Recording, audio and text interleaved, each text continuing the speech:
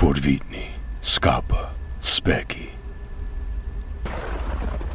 Good evening, my friends, and welcome to Evil Bedtime Stories. Tonight we'll be talking about the horror ARG Vermis Malum. The series follows a man's video journals to a loved one as he discovers an old laptop in his house and the disturbing digital traces the last homeowner left behind.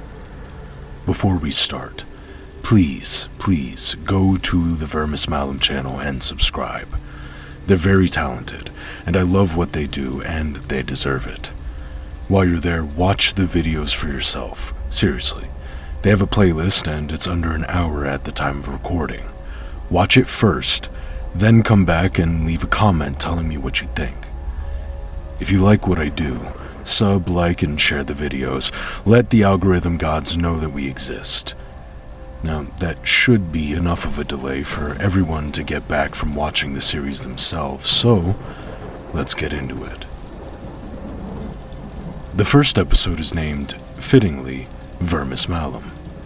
We open on a screen with text typing out the message, "It's the 21st century, and there's a new world being born a little every day." We see a small Apple icon in the lower right-hand corner.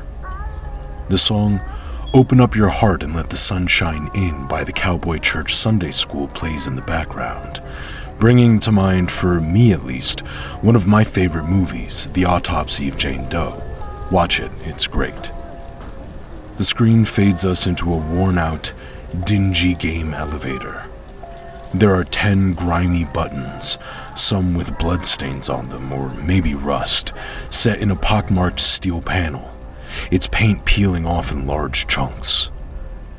We see an elevator company logo, a large anvil, and the name Hesiod. Hesiod was a Greek poet, most widely accredited for his hand in preserving the Greek mythologies, and wrote a book called The Theogony. In it, he writes, "For a brazen anvil falling down from heaven 9 nights and days would reach the earth upon the 10th. And again, a brazen anvil falling from earth 9 nights and days would reach Tartarus upon the 10th. So we see this elevator, with its 10 buttons, is labeled with Hesiod's anvil. Theoretically, this could mean we might be descending from heaven to earth, but the Latin facilis descensus averno underneath translates roughly to "the descent to hell is easy," so I don't think we're going to earth here. We start at the 10th floor, presumably Earth itself, descending steadily until we reach the bottom floor. A room, empty of everything except an old-school tube monitor filled with static.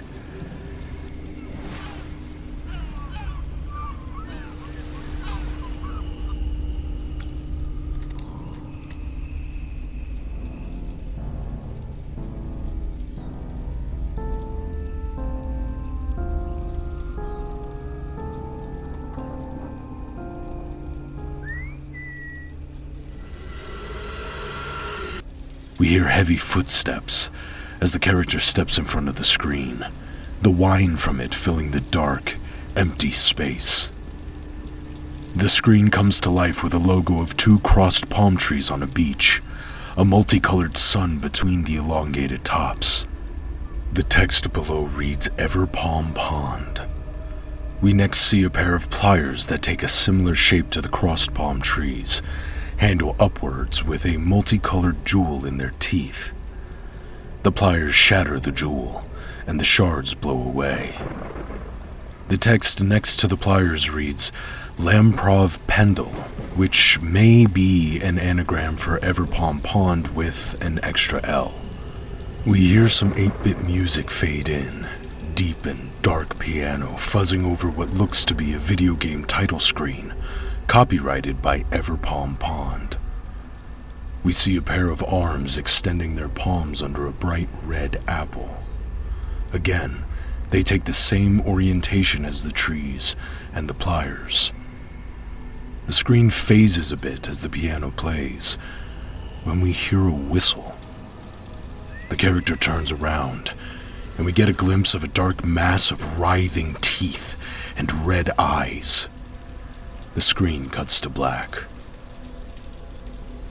The next thing we see is a man's video diary entry for his loved one. We gather from him walking around and speaking that his significant other is away, and has been for some time at this point. We learn that they have been sending each other video diary logs during this time, and our main character makes an interesting note that sometimes he can't tell what's real or just fancy film camera tricks with the lighting. I have to say, though the pacing can be a bit slow with the dialogue, it fits for the purpose. We have a guy making rather long video blogs to keep his partner up to date while they're off doing something, though perhaps the fancy film camera comment means his partner's filming something on location somewhere. It's very sweet, and really builds the character some empathy. We hear how his partner wanted to see the first snow in the area, so he started recording. I want to point out this seal, camel, and elephant here. Remember them for later in the video. He starts walking a hiking trail that the both of them would usually walk together, and talks about the things on his mind. He obviously really misses his partner, and you can hear it in his voice. While the light, somber music plays, and we watch as he walks through the barren trees and light dustings of snow, he brings up wanting to show them something. He says that there had been a leak, and in investigating it, found a taped-up package under the insulation in their attic.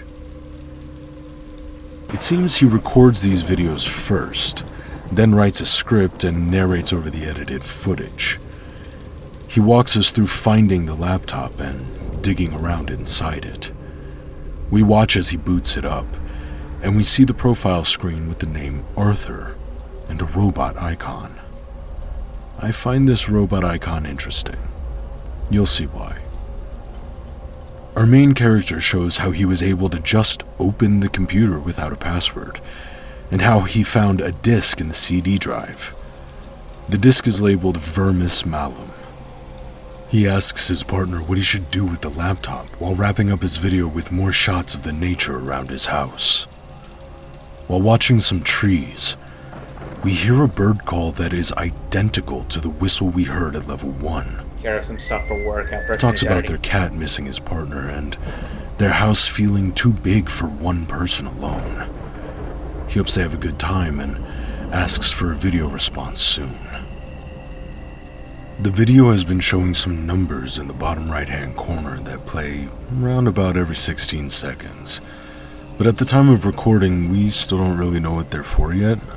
It's obviously linked to the ARG itself. The next entry is called Electric Sheep, perhaps in reference to the novel Do Androids Dream of Electric Sheep by Philip K. Dick, which was the influence for the movie Blade Runner. The robot motifs are starting to build. Our main character films another round of nature while narrating his thoughts on a dream he recently had. He describes standing on a beach or sandbar somewhere near the ocean, dark clouds ready to rain above and big, black waves rolling and crashing in front of him. He says he could almost hear someone whistling a song, and then he woke up. Whistling, huh? I'm starting to see a pattern here. He did some digging on the laptop and was able to get a screen recorder onto it. He found a saved game of chess, but mostly everything else on the laptop was empty. He found a few documents, but shows us that even though he can't find much of anything on the laptop, there seems to be almost 700 gigs of storage used. He tells us the disk he found was empty as well. He says he plans to use this laptop for editing and gaming, and then starts showing us some of the documents he found. In the window he opens, we see there are a few tabs. The one we see is called Parasite, and then we have Disk, Victims, Babel, and Catherine, all .pdf files. On the Parasite tab, we see a scan of a picture of a Polaroid showing an old white tube Panasonic computer, the same plier symbol we saw at the start of Vermis Malum rendered in green ASCII on its monitor. The word parasite is written in purple under the picture. We see a source link from Mythica forums that doesn't actually go anywhere, with text below it that reads, "Still not clear on the origin or significance of the photo, if it's even real." To be fair, the same could be said of most of what I've found so far. Internet rabbit holes can drive you crazy in a way. Churning dead threads and defunct blogs, squinting sideways for an anagram here, a repeated number there, maybe a blurry symbol that lights up a fat knot of neurons somewhere deep in your memory. Looking so hard for something you can only intermittently convince yourself is real. Well, now I know. We move on to the disc.pdf tab and see a picture of the Vermis Malum disc found in the laptop CD drive. The text beneath reads, "Notes. These things happen slowly at first, then all at once. I collected the breadcrumbs, but Damon gets credit for actually finding the witch's kitchen. He was cagey about exactly where he fished the disc up from, but fair's fair. I wasn't exactly forthcoming about the story behind what I was asking him to look for either. What could I have said, though? It's a computer game no one's ever heard of, allegedly made by a developer there's no evidence actually ever existed? Come on. People already think I'm enough of a crank. Got lucky. Department approved a loan for a fresh machine yesterday. Only a laptop, but it'll do. Told Liaison it was a research requirement. Not technically a lie. She never asked which research. The next tab, victims.pdf, shows a bloody couch with text that reads, "Item 9, taken 3:32 a.m., 3807 by LCPD, retrieved via Freedom of Information Act. Would have liked to visit the house Penny Lane myself, but it was demolished and replaced by a condominium some years after the Bells sold it. Poor girl." The next tab, babel.pdf, shows a snapshot of some source code with text that reads, "Notes. Expected a .exe or similar. No such luck. 90-ish small files, extensions like CPP, Lua, Java, source code, obviously, but not like any I've ever seen. Linguistic landscape as tortured as the last days of the Tower of Babel. Counted 21 unique programming languages from various domains. Everything from the latest startup darlings to moth-eaten relics so old as to be illegible to anyone under 55. Code itself is bizarre and ill-written. See above for a particularly abominable example. Techniques used are subtly clever in places and offensively clumsy in others. Slick as sin pointer arithmetic commingles with nested loops so shamelessly they would make a first-year comp sci major blush. No apparent concern for interoperability, efficiency, readability. As if someone hacked off mismatched chunks from unrelated code bases, sampled at random from the last half-century, and then crudely stitched them together. A digital Frankenstein's monster. Much of it doesn't look like it would run at all, let alone contribute to any system as complex as a video game. No other way to say it. Case against this being a hoax looks weaker than it did a few days ago. I'll keep trying, though. Not satisfied with that explanation yet. Slowly realizing I might not ever be. The last tab, Catherine.pdf, has a distorted face and nothing written in the notes. All of these files have A.Asimov 2014 in the top right corner, presumably being Arthur Asimov, marking the second reference to a prolific science fiction writer, specifically in robotics. There are also what seem to be multiple marking systems on the words in these notes. Letters are marked with umlauts and bold and small lines above and below, and unfortunately, again, at the time of writing, it's not really known what they're here for. We just have to wait for more entries. Our main character muses on whether or not the laptop was left behind intentionally, and closes out the video. He signs off, again obviously trying very hard to deal with the separation from his partner.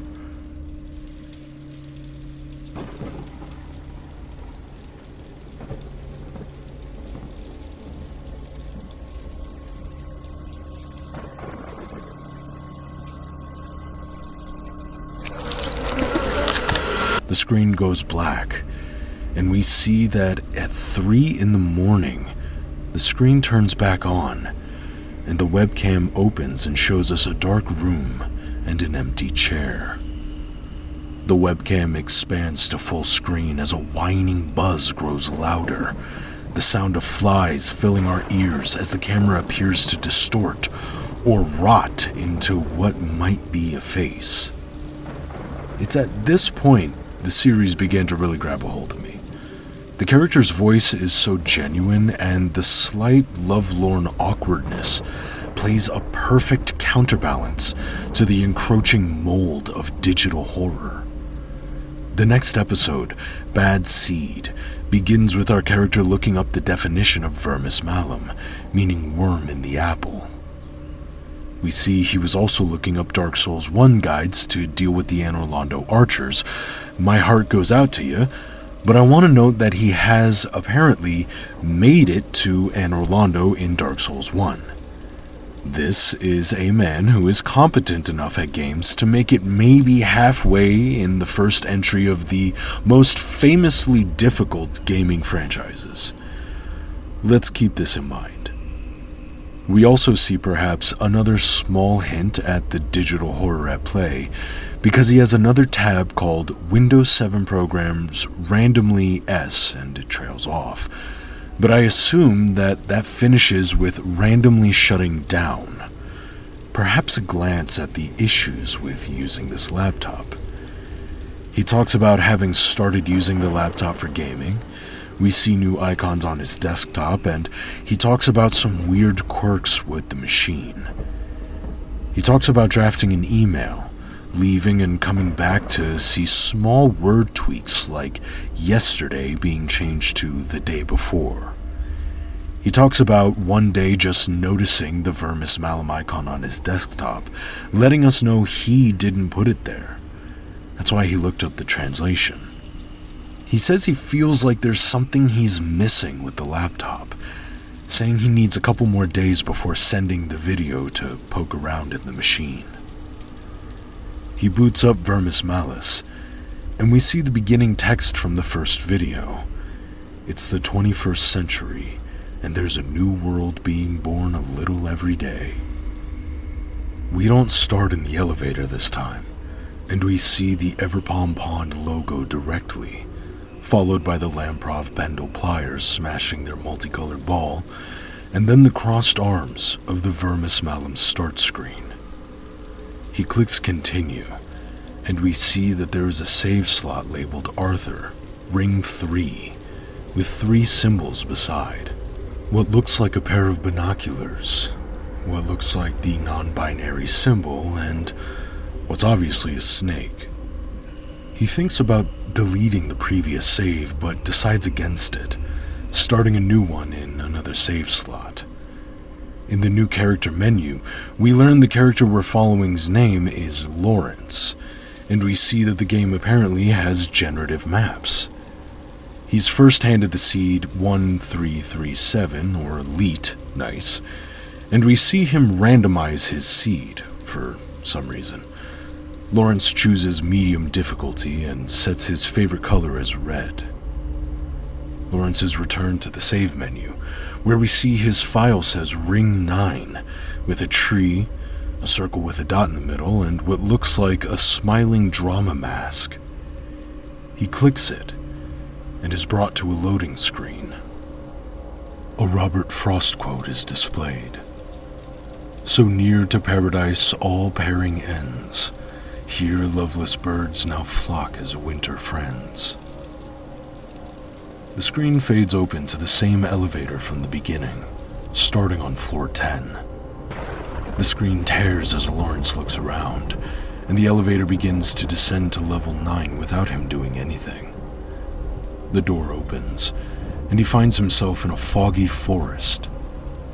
He explores the area a bit, showing he knows next to nothing about games at all. He's confused at spacebar being jump. He isn't sure if the apples he collects from the dead trees are healing items or not. In fact, the only good gamer instinct he has is trying to go the opposite way the game is obviously trying to shove him in.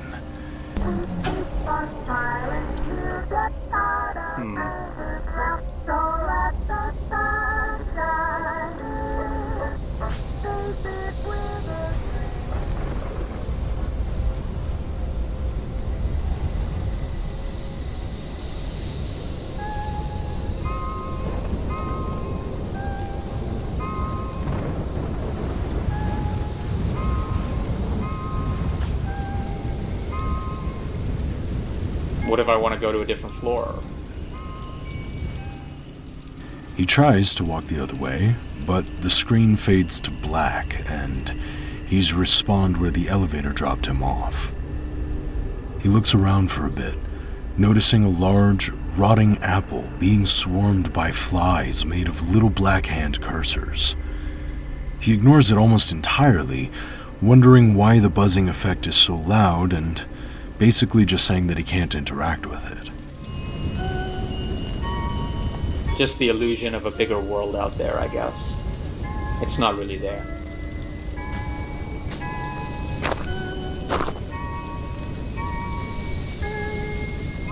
Wait.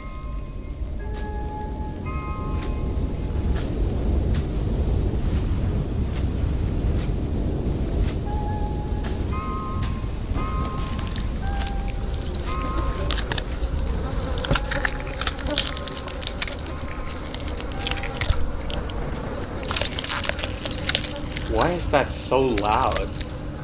I have to turn my volume down 1 second. It's not...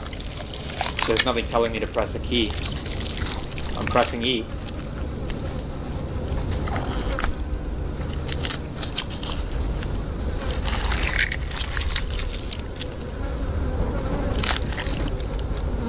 Okay. The whole area looks like someone's pet school project. The signs we see, I'll tell you now, are part of a cipher for later in the video. It also seems that this game world shares a large similarity with the footage Lawrence took around his house. Same lake, same trees everywhere. It just seems eerily similar. Perhaps the last homeowner coded this section themselves, immortalizing their niche of the world in the digital landscape of Vermis Malum. He checks his inventory and discovers a knife. Crude make after the tastes of the old soldiers, unfit for senatorial hands. Possibly a reference to Rome, I'm not really sure. Eventually, Lawrence approaches the house, finding the windmill locked.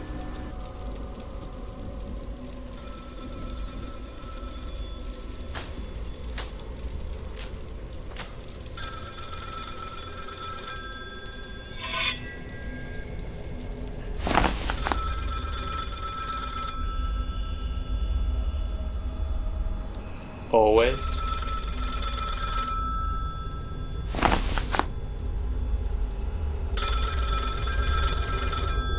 So, I get the feeling that... Well, let's just do this first. Don't go down the mountain, please. You're going the wrong way. Mountain? It fades out. You can't go over there anyway. That naive master's doubly low, too. It never ends well for you people. Do you know what happens to your body after you die? Inside, he picks up a golden shovel and answers a ringing telephone. we see that caliper-like logo on the telephone and speak to Beatrice. In the dialogue box next to her name, we see the same smiling drama mask from Lawrence's save file. Beatrice asks us not to go down the mountain, saying that it's the wrong way. Lawrence thinks that by mountain, Beatrice means back down the opposite path from the farm, saying it just spawns you back anyway. She says that a naive naturist couple have eloped, and that it never ends well for people like Lawrence. She asks if he knows what happens to his body when we die, and then hangs up the phone. The screen cuts to the exterior of the house, Lawrence having graciously cut out what he says is about 15 minutes of exploring the game. He tried walking in every direction, swimming in the water, always being faded back to black. He tells us he went back into the house, hoping to hear the phone ring again, and even though it didn't, he found a note on the ceiling he could interact with. The note reads, February 2nd, 2007. Snow day. I got to spend the whole day at home. Mom was going to hire a babysitter, but then she didn't. Leo was online in Puff and Pops, so we played together mostly. Maybe he had a snow day too where he lives. He got a new cowboy hat from Glow's store for 350 pufflies, but he asked if I wanted it. I think he likes me. I asked why he plays a game for girls so much even though he's a boy. Leo says games aren't for girls or boys. They're for everyone. He asked me my last name, but I said I'm not supposed to share stuff like that with strangers. He said okay, but he wasn't mad.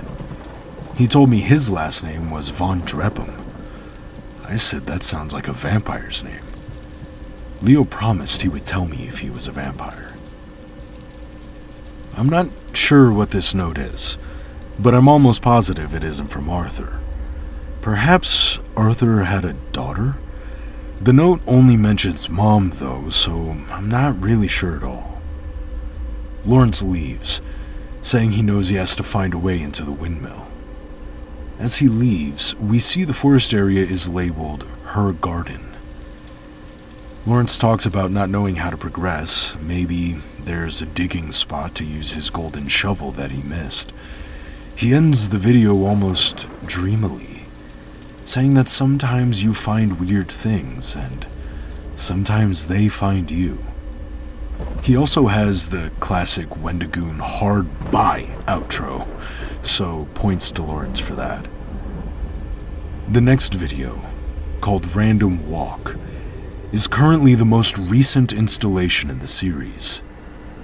It opens with footage of the rural area cast in twilight, fireflies blinking lazily in the gloom. Lawrence apologizes for the sound of his voice, explaining that he feels sick. He feels like something crawled in his ear and is trying to scratch its way out. He talks about a medieval alchemist who believed all things worked at the turn of some invisible wheel, and that if he could turn those wheels the way that he wished, he could do things like spin straw into gold or resurrect the dead. As Lawrence films the water of the lake in the twilight gloom, a strange symbol fades into view and vanishes. I can't tell what this is. Maybe someone out there has a better idea, but my thoughts are immediately drawn to a uterus. I'm not sure why it's only got vaguely a comparable shape, but that's what comes to my mind. We learn his significant other is interested in the occult and horror stories and has been very busy and unable to send video responses to Lawrence.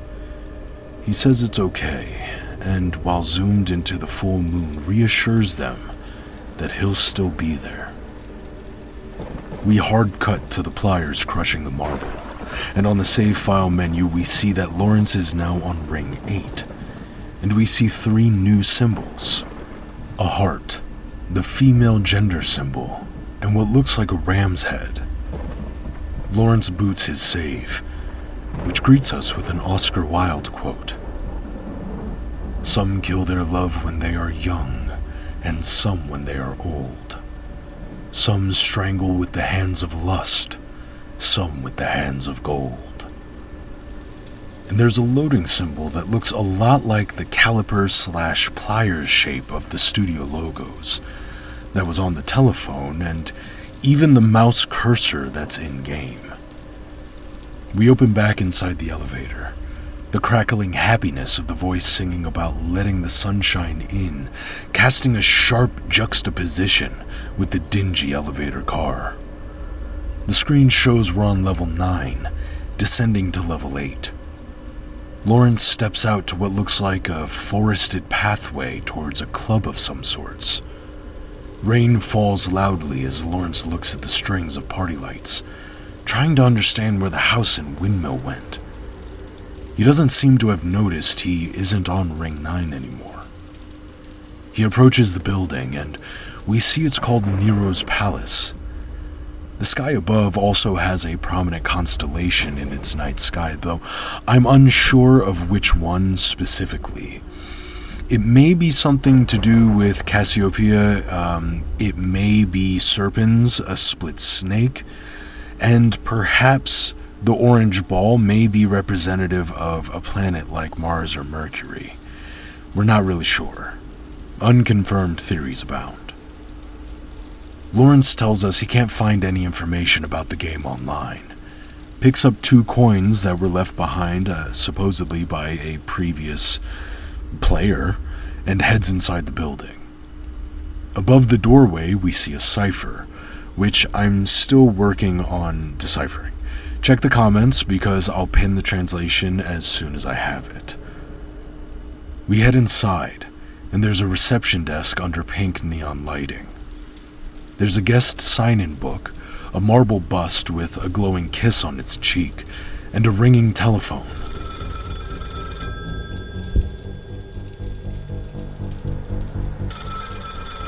Hey, friend. 7 years bad luck, right? And you'll pardon me, but I'm not expecting, well, no more than usual. But we'll make do. New friends are always an awful treat, huh? Welcome to the Garden of Violet Delight. She's Oh, alive. shucks, you can't see it, but you're making me blush. Oh, please, though, no formalism. Okay. Misfortune is my mother. Anywho, what can I pin you down for, Playboy? Business or pleasure? Well, you're in luck. We've got a big old bachelorette party of one-armed bandits booked in the game hall. Just say the word. But please drop our friend's shovel. Ugly thing. House rules, sorry. My hands are tied. And not in a fun way. Hope you didn't take that mopey talk personally. She left a bad taste in my mouth, too. Some people are just sore losers. Win me something pretty, capiche? Mwah! Wow. The guest book has a list of names, some of them you can see under beloved guests.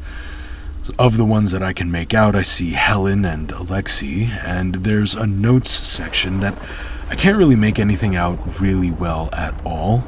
If anyone knows more about this, please let me know in the comments below. Lawrence answers the phone, and we hear from Lady Lux. We see in the dialogue box next to her name the ram's head symbol we saw on the save file. Lady Lux seems to run a gambling hall of sorts, telling Lawrence he can play the slot machines in the next room. Her word choice seems to hint at Lawrence having gone through some bad luck, though this could just be casino colloquialism. Lady Lux seems charged with sexuality, and very obviously harbors a disdain for Beatrice, asking Lawrence to discard the golden shovel he collected before proceeding. She refers to Beatrice's warnings to Lawrence as mopey talk, saying it left a bad taste in her mouth too, and that some people are just sore losers. Lose what? Are we interacting with the lords of their own circles of hell here? Is Beatrice in command of the closest layer of hell to earth and therefore seen as a loser?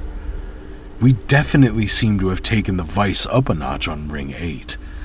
Lady Lux asks Lawrence to win her something pretty, and as he hangs up, I want to point out the lips are upside down on this bust's face. Lawrence debates on whether or not to actually discard the golden shovel, and on seeing that to do so is permanent, decides against it for now. Okay, one more good gamer instinct. He's not entirely trash. He moves over to the game hall, and we see again the spinning loading icon using that caliper pincher-like logo, and we load into a small game room filled with slot machines. There's a poster on the far wall that reads, Exploration, Exploitation, Exhilaration, with a pair of dice beneath it.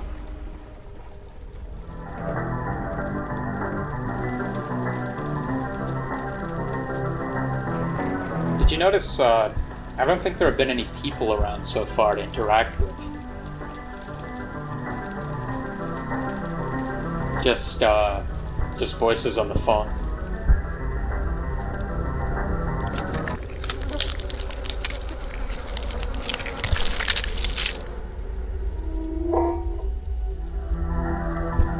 Okay.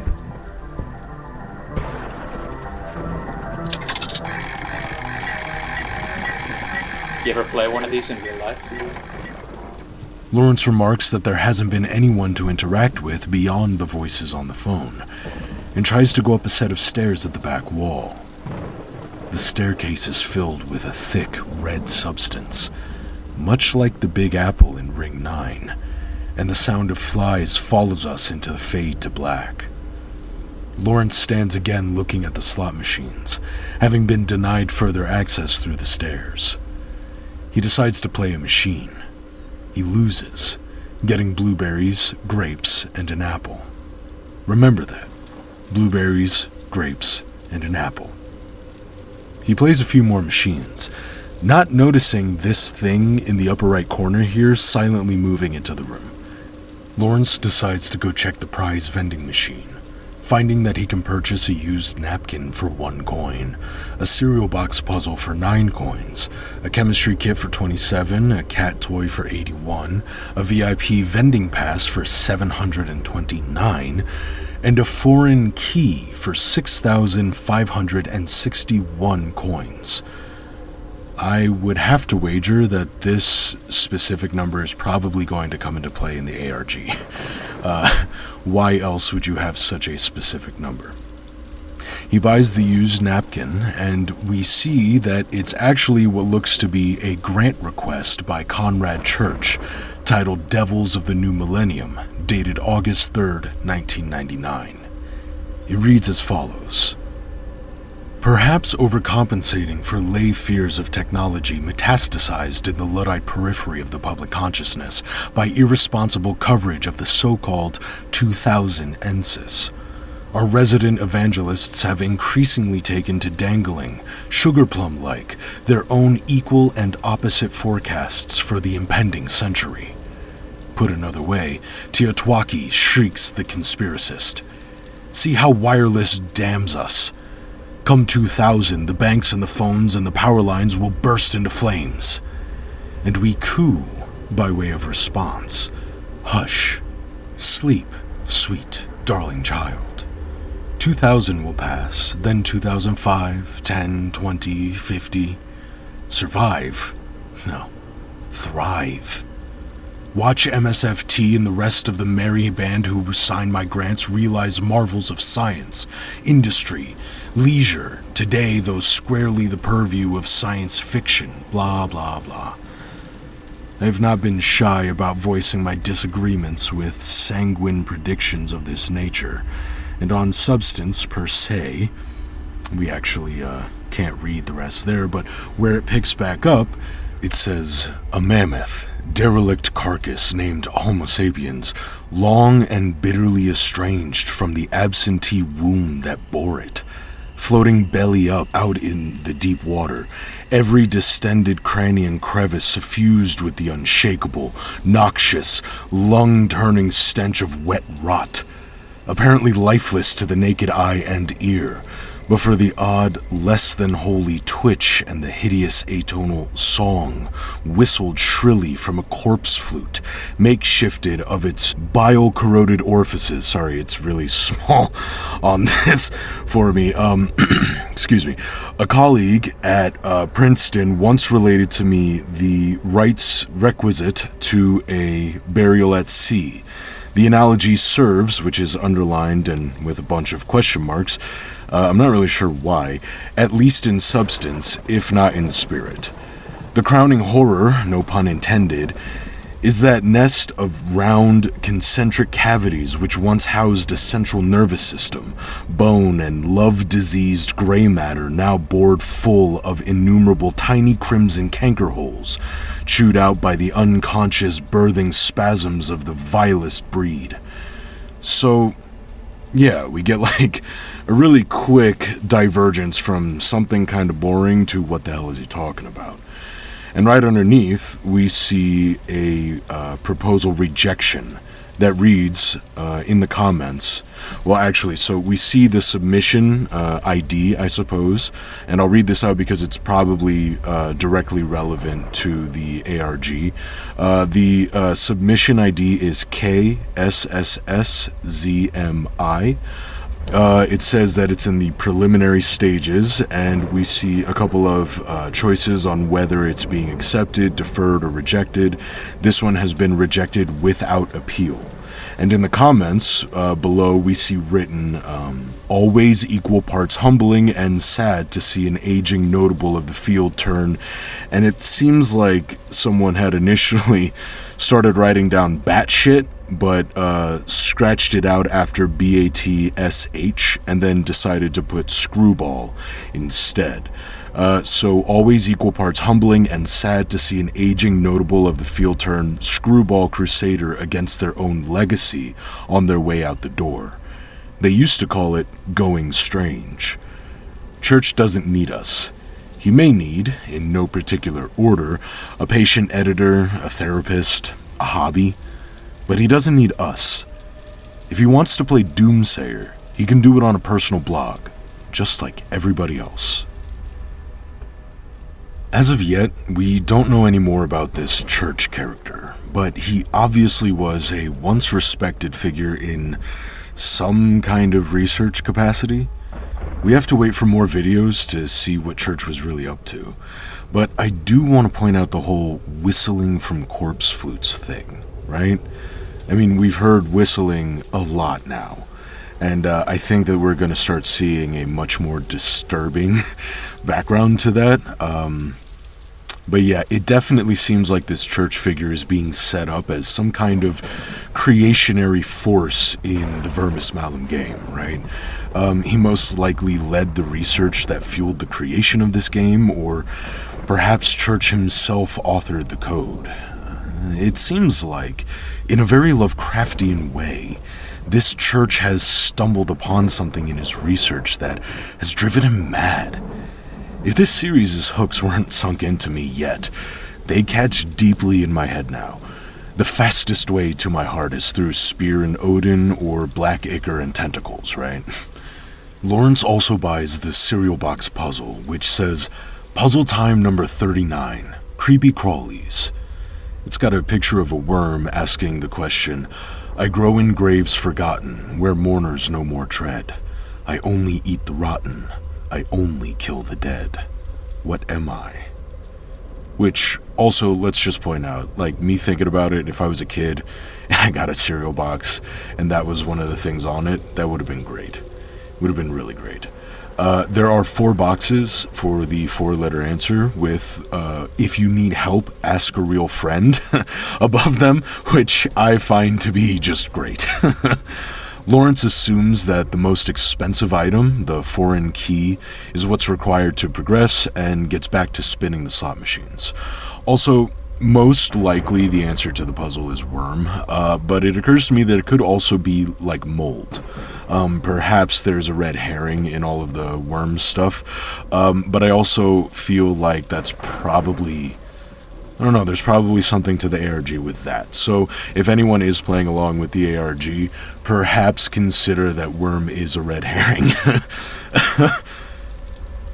We cut to Lawrence's desktop on a new day, and we see that he's found a new file on the system, labeled poltergeist.pdf. Lawrence says that while he was playing the slot machines the day before, he saw a notification pop up saying something about refacing or refactoring, and he thinks that helped uncover the new file. Poltergeist.pdf has what looks to be a screenshot from a game with text that reads, "Notes. An avuncular systems professor once taught our lecture how an OS handles data deletion by analogy to the 80s horror movie Poltergeist. When you junk a file, the icon and visual indicators vanish right away, but the underlying data persists until overwritten. Picture removing the headstone from above a grave, but leaving the bones below to molder. Old profile pics, last year's W2, doomed saves from since uninstalled games. Orphaned bytes might linger for months or years on a PC after you've deleted their parent files, eaten away a little every day by the steady trickle of fresh data. The right program with low-level access can consume some of that dead space and spit it out somewhere else. Ghost text. SleuthKit confirms this one as a memo I wrote a few weeks ago on the same machine. Wonder if that particular line was raided from the tomb at random or based on some heuristic. Either way, spooky stunt. Unsettling, invasive, flagrant security hazard. Exactly what I've been waiting for. Still not quite sold on its veracity. Absolutely possible some bored, tech-inclined mythizen decided to recreate choice pics from the thread. Example, the famous winter level. Many internet ghost stories become real in one way or another, once enough people believe in them. Still, cause for optimism. Managing to compile the app, cred Damon again, and actually place something sophisticated enough for this is progress. Not psyched it wouldn't run without being granted such strong perms, but now we know why. Necessary evil. I'll make that trade if it means finding out. No network, so worst case, what? It breaks the machine? We'll live. It's a rental anyway. A blog that talks about ghost text and how deleting a file doesn't really wipe it from the device. It makes me think about the almost 700 gigs of nothing on the laptop. What was deleted, yet still persists as ghosts in the shell? Lawrence also says he has no idea what the movie Poltergeist is, which is just inexcusable. I'm not sure what this box Lawrence zooms in on is, but the fact that he does definitely means it's important. There are columns of double-digit numbers and a text blurb that has been blown out into the picture, highlighting the words, "Was wearing that red scrunchie from Silver Lake, vintage Arthur." Let me know if you have any ideas in the comments below. Again, most assuredly this is part and parcel for the ARG, right? I also really like the bit about internet ghost stories becoming real in a sense, right? Like Slenderman. On the surface, that was just a goofy internet ghost story, right? But that story also ended up inspiring some young girls to take the life of their classmate. That creepypasta became real enough to take a life, and I like how that larger point is touched on here. We cut to another loading screen, this one bearing a quote from the song Big Spender by Cy Coleman and Dorothy Fields. "Good looking, so refined. Say, wouldn't you like to know what's going on in my mind?" We see that loading icon again, and I'm certain each one we've seen so far has been unique. Lawrence loads into the game room facing the door. He turns around and demonstrates something he's discovered. He's noticed that there are only a handful of losing patterns, and somehow he's determined that the true goal is to lose in a specific way across multiple machines. He loses a game, getting blueberries, grapes, and an apple. Told you to remember it. Lawrence gets a line of blueberries, grapes, and apples across the entire slot machine bank, causing his score to break and cycle through negative and positive 9-digit values. Same key patterns. See? Blueberry, grape, apple.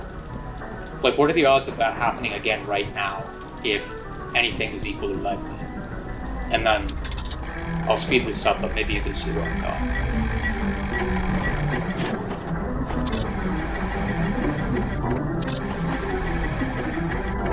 Telling you this. It doesn't even matter. She's with someone else now. There's nothing else I can do. There we go. The number's actually trailing off the screen a little. You get it? What I kept wondering was, why are there so many machines anyway? Like, if you can play any of them, why are there so many? It's because it's not about getting the same pattern of one machine. It's about getting a pattern going across more than one. Now, what I didn't try yet is doing all 5 in this row.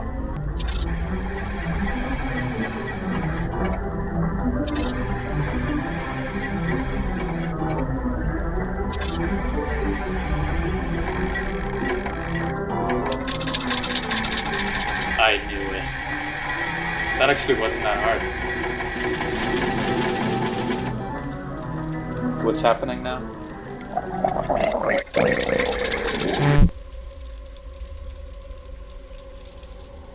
He asks what's happening, and we see a runtime error for a numerical result out of range, and we hear a sick gurgling rising from somewhere. The screen starts to decay, like we saw on the webcam at 3 a.m., with a large face distorting its way into view, and the screen cuts to black. We very faintly see the pincer-like loading icon again, and find Lawrence's character to be back at the Nero's Palace desk, phone ringing again.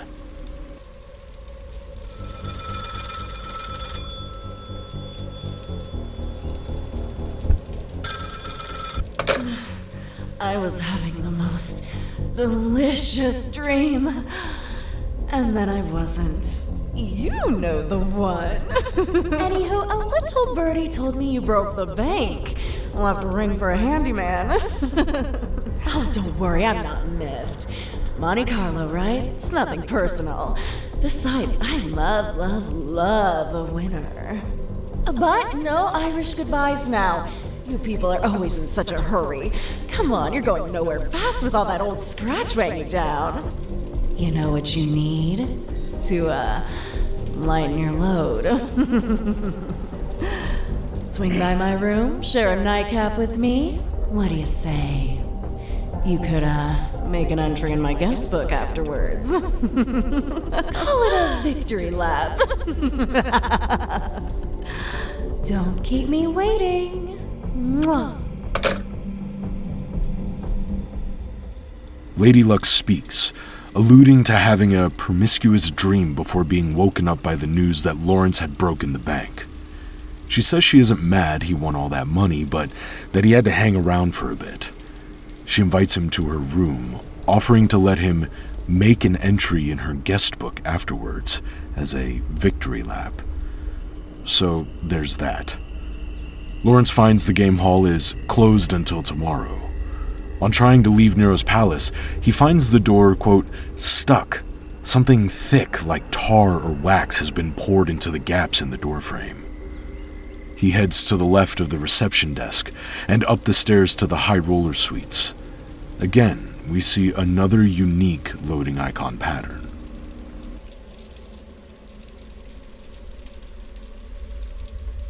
Lawrence loads into a black hallway, lined with the pink neon of the club and dark doors. He approaches one that's locked, its dialogue box calling it the Asp. Whether it's the Asp caterpillar or the Asp snake, both are venomous, so that door just doesn't sound good. He comes up to another door labeled the Mamba, so we're most likely on a venomous snake theme here, but we shouldn't give up hope on the Caterpillar Bros just yet. It's locked, so Lawrence turns around again, seeing an open door.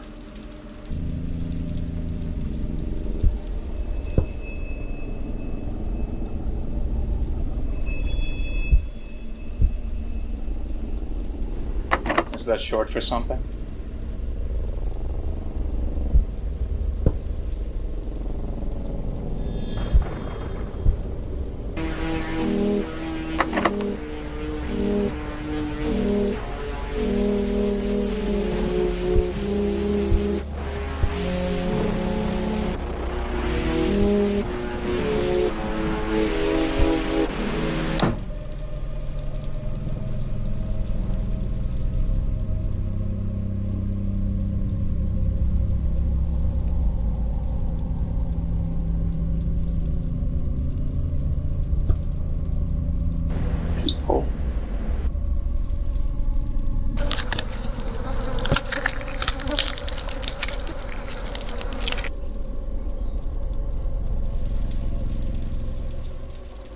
Getting closer, we see what looks like a television playing something for some kind of distorted character model.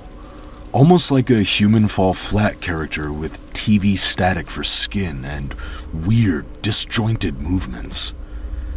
We also get a quick flash of some kind of chemical on screen. If anyone can help identifying this in the comments, that'd be a huge help. But then the door slams shut in his face and starts to pulse the same neon pink of the lighting. Lawrence is given the opportunity to look through a peephole. Doing so, we see the same red, bloody substance with the loud buzzing of flies we've seen before. He backs away, asking if we saw the thing on the floor. Moving back through the hallway, Lawrence walks through a door labeled the Copperhead.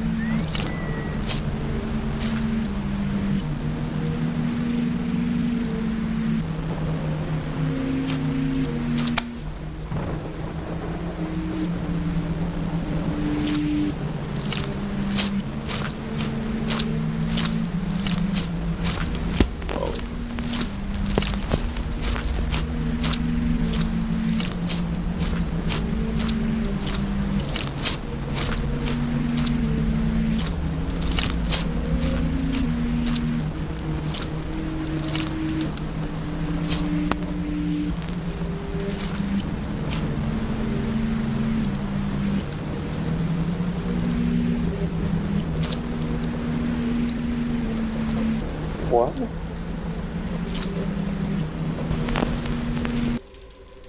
you think you'll be the one who finally wins?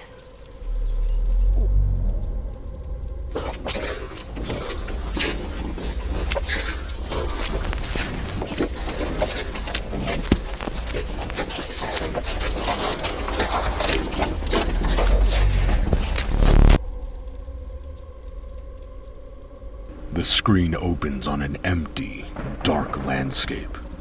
We can't see anything except the white box outlines on the black floor, showing how far the nothingness spreads, giving it a depth. The audio tears, and we can almost feel the weight of the room the character stands in. We hear that whistle from the beginning, and I'll be honest, it brought a chill down my back when I heard it the first time. We see a fire in the distance in a large marble fireplace, and Lawrence moves towards it.